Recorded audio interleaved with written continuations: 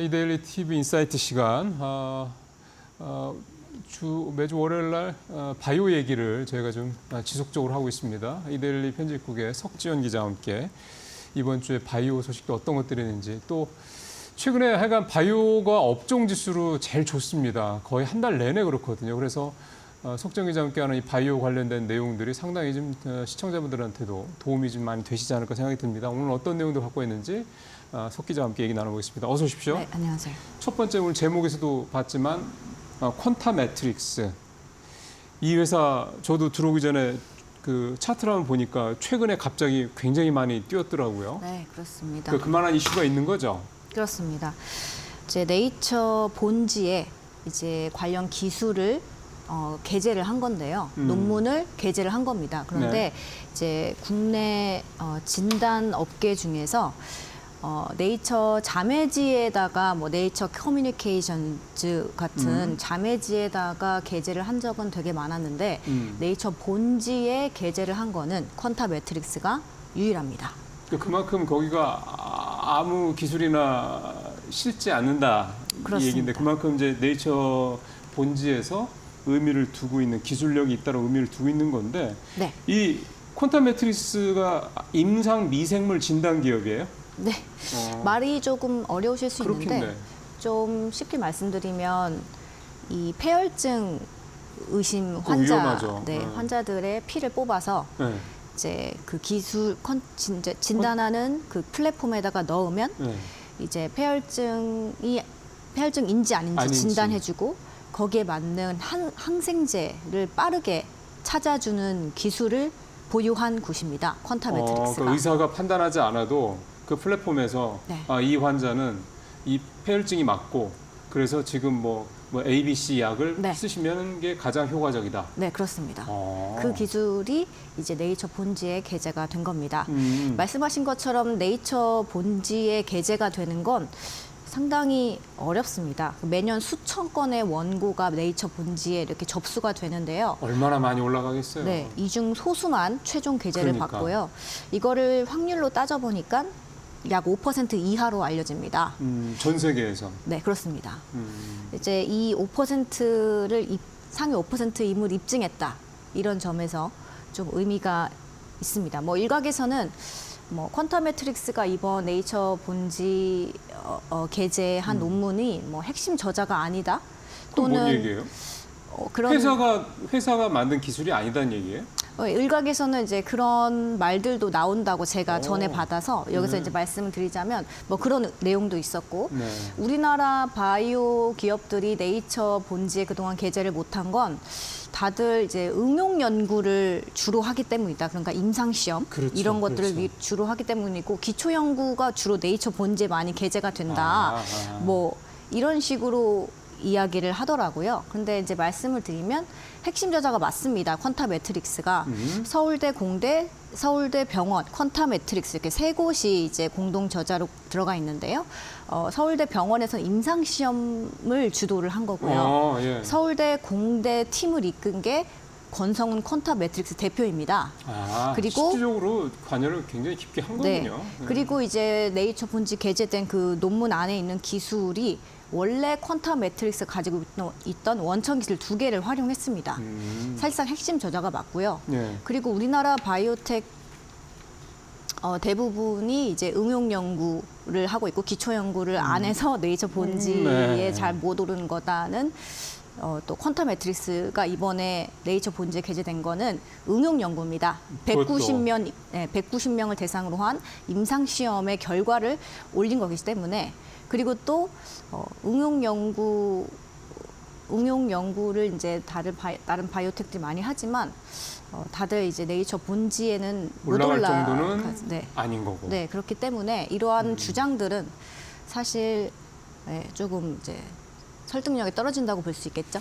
드물어서 그래요. 이게 우리가 종종 1년에 두세 회사 정도 이렇게 네이처 본지에 올라가고 그러면 사실 이런 논란은 사실은 나오지 않을 수도 있는데, 워낙에 드문드문 어쩌다 한번. 근데 이번에 또 처음이라면서요, 응용연구 쪽에서는. 제가 찾아봤는데 이제 예전에 유전자 가위 기술 툴젠의 창업자가 IBS라는 이제 또 다른 그 소속 적이 다른 그 시점에 네이처 본지에 게재가 된 적이 있다고 제가 찾아는 봤는데 그건 옛날 얘기네요. 꽤. 그래서 이제 그것이 과연 툴젠이 그러면은 네이처 본지에 게재가 됐다고 말할 수 있냐는 사실 또 다른 조금 얘기고. 네, 다른 얘기거든요. 그렇게 만약 툴젠 케이스를 제외하면 이제 처음이다. 국내 제약 바이오가 최초가 맞습니다. 예. 그러면 뭐 그 부분에 대해서는 뭐 굳이 자꾸 뭐 흠을 잡으려고 뭐 한이 없는 건데 지금 석 기자 말씀대로라면 일단 그 부분에 대해서는 그러니까 오리지널 기술을 예. 그 기술을 응용을 해서 네. 어떤 테스트를 해서 그 결과가 좋아서 그게 네이처 본지에 실렸다. 이 네. 부분에 대해서는 팩트를 확인한 거니까 네. 더 이상 뭐 큰 논란의 여지는 없을 것 같고. 그럼 이제 그 기술 얘기를 조금 더 해보죠. 네. 이게 폐혈증 관련된 거다. 네. 그 기존의 폐혈증 진단 그리고 항생제 찾는 거까지 걸리는 시간이 평균 3일 정도였습니다. 병원에 근데 이거 환자가 입원하면. 되게 위험한데 되게 빨리 진행되는 병이잖아요. 맞습니다. 그 중환자실에서 네. 사망 원인 1위죠. 폐혈증이. 그러니까요. 그래서 이제 이거를 근데 폐혈증 진단 시간을 퀀텀 매트릭스는 원래 3일 걸리던 거를 13시간 이내, 그러니까 5분의 1로 줄였습니다. 아, 하루도 아니고. 네, 전 세계에서 가장 빠른 속도라고 볼 수 있습니다. 그러면은 정말 그 3일 사이에 돌아가셨을 많은 분들을 앞으로도 굉장히 많이 그 생명을 구할 수 있다는 얘기네요. 네, 사회적 의미도 조금 그러네요. 있기 때문에 네이처가 좀 관심 있게 본 것 같습니다. 네. 폐혈증 진단은 이제 크게 세 단계로 나뉩니다. 앞에는 이제 혈액 배양, 예. 피를 뽑아서 이 병균을 이제 증폭을 시켜야지 이게 병균이 있는지 없는지 그렇죠. 알지 않습니까? 그래서 혈액 배양. 두 번째가 이제 어떤 균인지 파악하는 그 미생물 동정, 그러니까 균이 이제 발견이 되면 그 균의 이름이 뭐냐를 따지는 게 두 번째 단계. 폐혈증을 일반시킨 아주 구체적인 병균이 네, 뭐냐. 네. 아. 그러면 이제 그 균에 대한 이제 아이덴티피케이션이 이제 확인이 되면 그렇겠죠. 세 번째가 맞는 항생제를 찾아주는 걸로 넘어가겠죠. 그래서 크게 세 개입니다. 단계가. 네. 여기서 이제 기존의 원래 퀀텀 매트릭스 제품은 디라스트라고 불리는데 이거는 마지막 단계에서 어떤 항생제가 맞는 것인지 찾아주는 여기에서만 주로 이제 병원에서 쓰였기 때문에 이제 가장 밑단에 마장 최종 단계에 있었던 건데 이번에 이제 논문에서 소개한 거는 이 앞단에 혈액 배양 가장 시간이 오래 걸리거든요. 뭐 최소 하루, 최대 일주일 걸리는데 이거를 단축시킨 세계 최초의 기업이 됐습니다. 퀀텀 매트릭스가. 이거 의미 있겠는데요. 예. 그 자체 나노 기술을 활용을 해서 이 오래 시간이 걸리던 시간을 많이 끌던 혈액 배양 기술 이 단계를 단축을 시킨 겁니다. 네. 그리고 한 가지 더 이 각 단계가 있다고 했잖아요. 근데 여기에 다 이제 전용 병리사님들이 투입이 돼서 수작업을 조금 해줘야 됩니다. 뭐 혈액 배양 끝나면 그 다음 단계 넘어갈 때 또 다른 플랫폼에 이걸 옮기고 또 지금 옮기고. 시스템. 네, 지금 현재 시스템 세 개가 통합이 돼 있는 게 아니고요. 그러니까. 기계가 이제 세 개가 있다고 보시면 됩니다. 뭐 병원에. 여기서 하고 끝내고 1단계 끝내고 2단계 또 가야 되고 사람이 가서 또 하고 네. 그다음에 3단계 또 가 사람이 또 하고. 그렇습니다. 그리고 그분들은 밤새 일할 수 없잖아요. 그러면 그러니까 밤에는 쉬시고요. 그러면 그 사람만큼 시간이 걸리는 거고. 네, 그리고 뭐 균의 개수도 세야 하시고요. 그분들이 뭐 염색도 하셔야 되고, 그거 다 일일이 수작업을 하는군요. 네, 지금 그렇게 하고 있어서 시간이 많이 걸릴 수밖에 없네. 네, 그래서 평균 3일이라는 시간인데 퀀타 같은 경우는 이 세 개 기술을 하나의 이제 플랫폼에 통합을 시킨 그 트라이얼 버전을 이제 서울대 병원에서 임상을 해본 겁니다. 그러니까 이 하나의 플랫폼이 24시간 완전 자동화된 거죠. 그러면 이 퀀텀 매트릭스의 이 기술이 장비예요? 아니면 무슨 액이라고 그래야 되나요? 어떤 그런 겁니까? 이게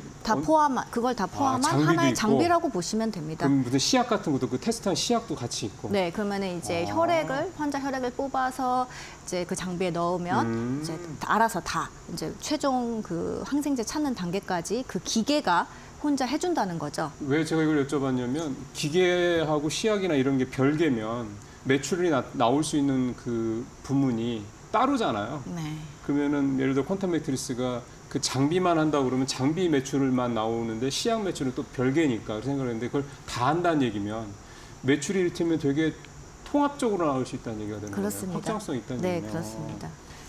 일단 폐혈증은 정말 말씀하신 대로 사실 원인도 잘 알기 힘들다고 그러더라고요. 또 워낙 빨리 진전이 되고 네. 그러다 보니까 특히 네. 저 노인분들, 어르신분들 같은 경우는 갑작스럽게 병원 입원하자마자 며칠 만에 돌아가시는 경우도 이게 많고 또 수술 중에 뭔가 때문에 감염이 되면서 폐혈증으로 네. 가서 그 수술 중에 잘못되시는 또 굉장히 상황이 안 좋은 이런 경우도 많은데 그렇습니다. 이 폐혈증이 왜 이게 심각하고 굉장히 위험한 건지 저는 이렇게 그냥 들어서 알고 있는 것뿐이고 조금 더 의학적으로 해야 되나 좀 더 전문적으로 어떻게 이 폐혈증이라는 게 위험한 병인 겁니까? 네.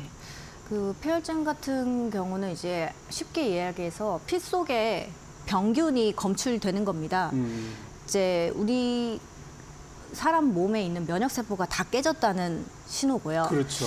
그렇기 때문에 이제 한시라도 빠르게 이 면역 세포들이 이제 재기능을 하도록 그 항생제를 빠른 시일 내에 투여해가지고 정상적으로 이제 만들어 놓지 않으면 이제 곧바로 사망으로 이제 갈 수 있는 그런 위험한 질병이거든요. 정말 총각을 다투는 병이네요. 아, 네. 그렇습니다. 네, 네. 총각을 다투는 그런 병입니다. 그러면은 이 폐혈증이 그만큼 위험한 병인데 그러다 보면 시간 싸움이고. 네. 근데 퀀텀 매트릭스의 이 기술은 이 시간을 최대한 압축을 시켜서 네.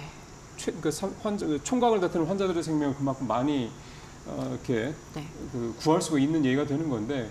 근데 이제 결국 중요한 거는 이 회사가 뭐 비상장사라면 사실 우리가 이렇게까지 뭐 얘기할 필요는 뭐 그냥 이런 회사가 있어요. 나중에 상장하면 보세요 정도인데 이 회사는 상장사잖아요. 네. 최근에 주가도 굉장히 많이 움직였다고 하고, 그러니까 네. 그만큼 네이처 본질에 실렸다라는 게 시장에서도 굉장히 높게 평가하고 있다 이렇게 봐야 되는 거지 않습니까? 네, 그렇습니다. 이제 중요한 건 그래서 기업 가치에 어떤 영향을 그러니까. 줄 것인가. 실질적으로. 네. 인데요.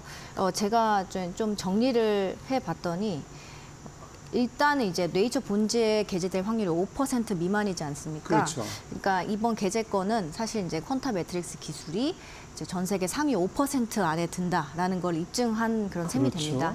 투자 시장의 러브콜을 한 몸에 받을 것으로 이제 기대가 된다 이런 투자 업계 의견이 나오고요.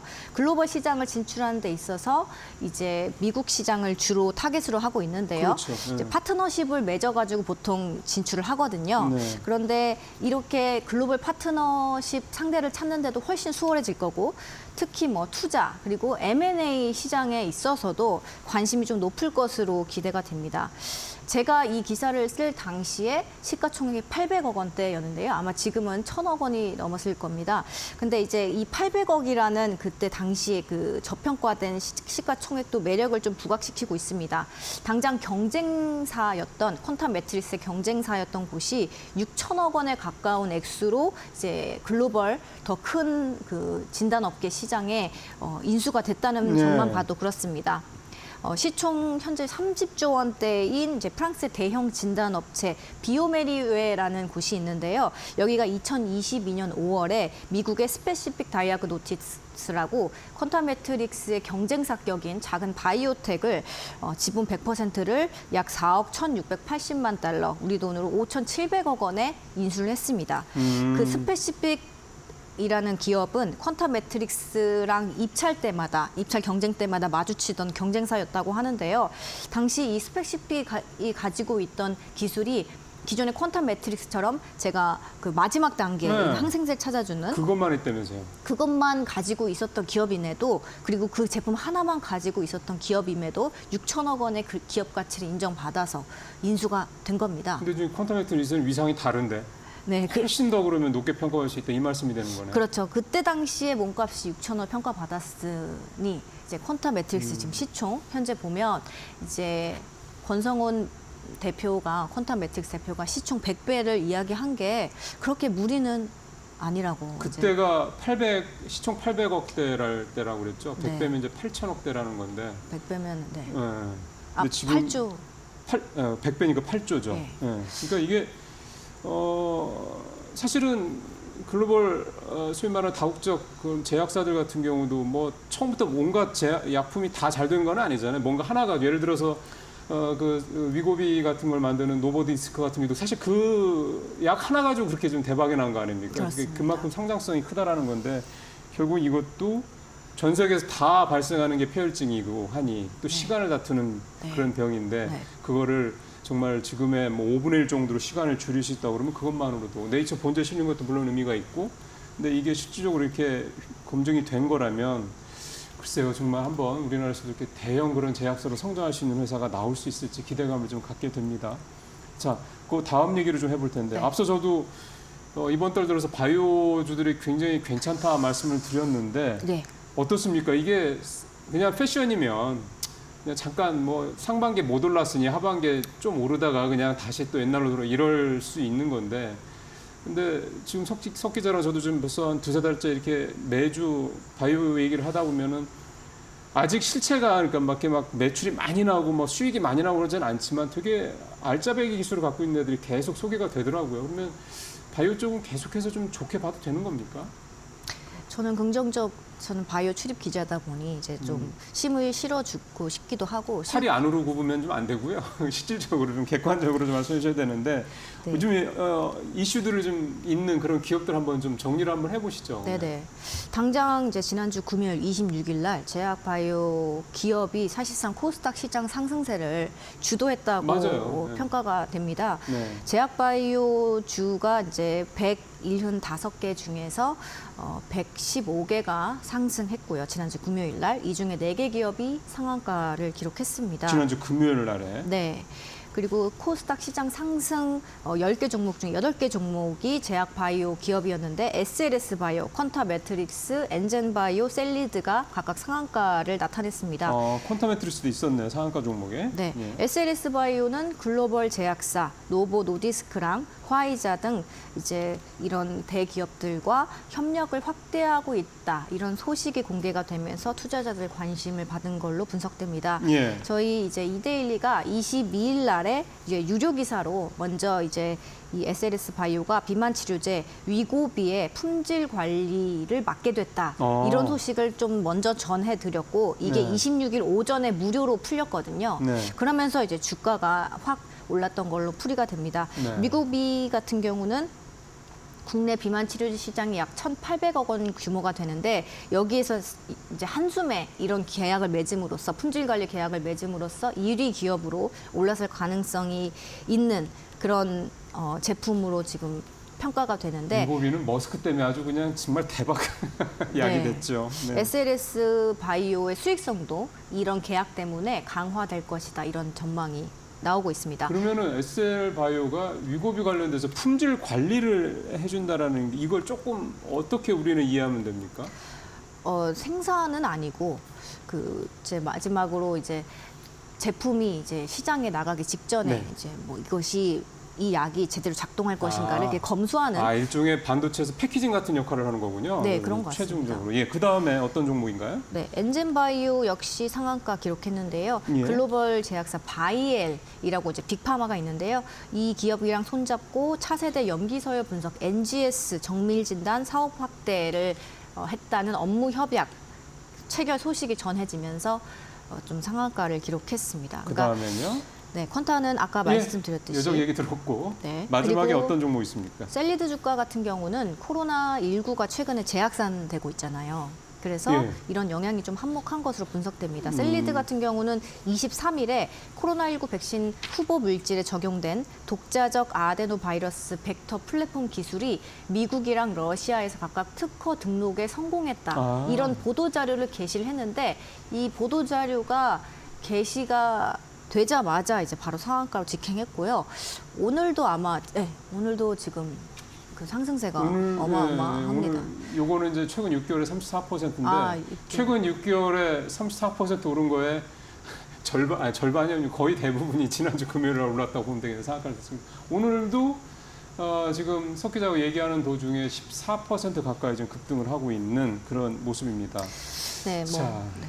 최근에 이제 국내뿐 아니라 뭐 미국이랑 일본에서 지금 코로나 환자가 급등하고 있다는 소식이 그러게요. 전해지고 예. 있어서, 그래서 투자자들 관심을 이제 아무래도 해외에 특허를 등록했다는 그런 내용 때문에 관심 받은 걸로 풀이가 됩니다. 이게 참 바이오 쪽이 좋으려니까 좋은 소식들이 계속 석 기자의 말씀을 통해서 또는 이제 우리 이데일리 기사들을 통해서 계속 좀 나오고 있네요. 마지막으로 하나만 좀 더 봤으면 좋겠는데, 지금 비만 위고비 얘기 잠깐 나와서 비만 치료제, 이게 요즘에 글로벌 바이오계 가장 큰 화두라고 지난번에 석 기자도 말씀을 하셨는데, 미국에서는 당연히 그런 네. 거고 기존의 위고비나 뭐 이런 거는 주사를 맞는 거고 네. 그다음에 로슈가 임상 일상 가지고 굉장히 주가가 많이 올랐던 거는 그게 경구용이기 때문에 그런 네, 거고. 네. 근데 비만 치료제가 더 진화를 한다면서요? 네, 이제 바이킹 테라퓨틱스 이제 이야기인데요. 지난 25일 기준으로 한 28% 상승을 했고 그 다음 날도 한 2%대 상승을 했더라고요. 이건 미국 얘기죠? 네, 전날 비만약 후기 임상 시험이 예상보다 빨리 진행된다. 그래서 출시를 앞당길 수 있겠다. 이런 소식 때문입니다. 원래 이제 임상 2상 시험을 한 번 더 하려고 했는데 곧바로 임상 3상을 진행을 한다고 해서 개발 일정이 1년 단축이 될 거라고 예상이 됩니다. 그건 그만큼 임상 결과가 좋다는 얘기인 거죠? 그렇게 봐도 될 것 같습니다. 네. 네.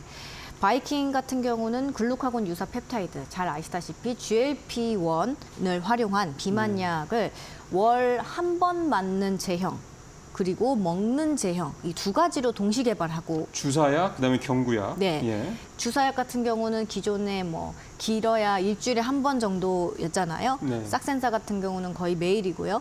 그런데 이거는 이제 월에 한 번만 맞아도 되기 때문에 만약에 이게 상용화된다면 결국은 편의성이 중요하다는 얘기네. 사용자 편의성이. 네, 만약에 이게 상용화된다면 지금 사실상 일라이릴리랑 뭐 노보 노디스크를 뛰어넘을 제품을 내놓는 거게 되겠죠. 편의성 측면에서. 네. 예.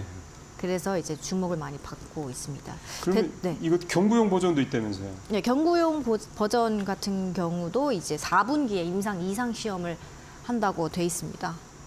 그러면 이게 사실은 따지고 보면 그렇죠. 비만약이 이렇게 전 세계적으로 뜨는 이유는 전 세계로 비만 인구들이 워낙에 많기 때문이고 특히 미국이나 유럽 같은 서구권 국가들은 특히나 비만이 정말 심각한 사회적 문제까지 되는 데기 때문에 그런 건데 그럼 이 비만약 이슈는 실체도 분명히 있고요. 그다음에 실제로 수익이나 매출로 이렇게 연결도 이미 되고 있는 거고 네. 우리나라 비만 쪽은 우리나라 제약바이오 쪽은 이 비만이 아직 그 명확하게 어떤 약으로 나오거나 이런 기술이 확 해서 어디다가 기술 이전하거나 이런 것들은 좀 어떻습니까? 마지막으로 좀 짧게 한 말씀 더 부탁드리면. 우리나라 바이오텍이 여기서 수혜를 얻을 수 있는 방법은 좀 간접적으로 품질 관리를 해주거나 아까처럼 아까 또는 글로벌 빅파마한테 장기 지속형 플랫폼을 기술 이전하거나 그러니까 약효를 몸 안에 약효를 늘려주는 뭔가 월 1회 뭐 3개월에 한 번 뭐 이렇게 장기 지속형 플랫폼이라고 하거든요. 그런 게 또 있구나. 네, 예. 그런 것들을 전문으로 개발하는 기업들이 우리나라에 꽤 있습니다. 인벤티지 랩도 포함이 되고요. 어디요? 인벤티지 랩이라고 인벤티지 랩. 코스닥 상장사도 포함이 되고 뭐 그 에이프릴 바이오도 장기 지속형 플랫폼을 가지고 있고요. 네. 네, 그래서 이제 그런 한마디로 뭐 틈새 시장을 공략한다고 그러게요. 표현을 해도 괜찮겠죠. 그러니까 자체 비만약을 이제 딱 내놓기보다는 비만약 오히려. 생산에 필요한 또는 그 개발에 필요한 기술들을 개발을 하고 그걸 기술 이전하는 방식으로 그렇게 수혜주가 될 수 있는 방향이 있을 수 있겠습니다. 그러니까 사실 한미약품 같은 경우도 비만 치료제를 개발한다는 얘기는 계속 들리는데 사실은 그 진행 여부에 대해서는 사실 네. 딱히 업그레이드 되는 게 없는데 지금 석 기자 말씀대로라면 그렇게 비만 치료제 신약 자체를 개발하는 것도 물론 필요하고 그것도 하고 있고 근데 이게 막 시장이 커가는 상황에서 우리가 조금 더 빨리 뭔가 성과를 내는 방법은 중간에 그런 것들을 관리해주거나 약효를 높여주는 그런 식의 플랫폼 기술을 갖고 있는 우리나라 바이오 회사들을 한번 잘 보실 필요가 있다. 네. 그건 사실은 바로 먹힐 수가 있는 거네요. 따지고 보면. 네, 네. 한미약품 같은 경우도 2030년 안으로 상용화한다는 목표를 내걸었기 때문에 아직 멀었어요. 좀 기다릴 필요가 있어 보입니다. 알겠습니다. 우리도 뭐 나오겠죠. 당연히 우리가 기술력이 전혀 없는 건 아닌데 근데 사실은 이 신약 개발이라는 게 워낙 시간도 많이 걸리고 또 임상도 거쳐야 되고 비용도 많이 드는 거라 우리 제약바 회사들이 좀 일종의 규모의 경제에 한계가 있는 것도 사실입니다. 그래서 좀 석 기자 말씀대로 돈을 중간에서 벌 수 있는 방법은 그런 중간에 어떤 시너지를 낼 수 있는 그런 어떤 기술력을 갖고 있는 그런 기업들을 좀 잘 찾아보시는 것도 요즘 바이오 업체들 주가 좋으니까 조금 더 실질적인 성과를 낼 수 있는 기업들 쪽으로 갈 수 있지 않을까 생각이 듭니다. 석 기자 오늘 말씀 잘 들었습니다. 네, 감사합니다.